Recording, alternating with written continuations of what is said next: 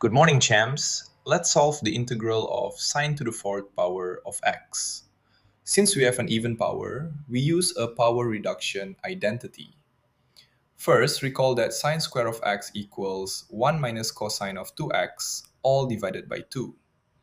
Now square this expression. This gives 1/4 times 1 minus 2 cosine of 2x plus cosine square of 2x.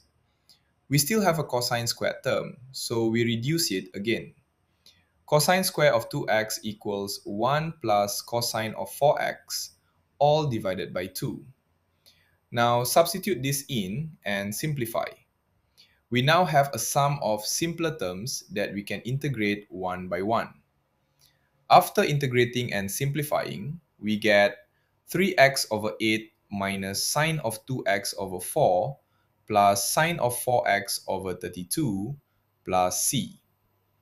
Quick takeaway.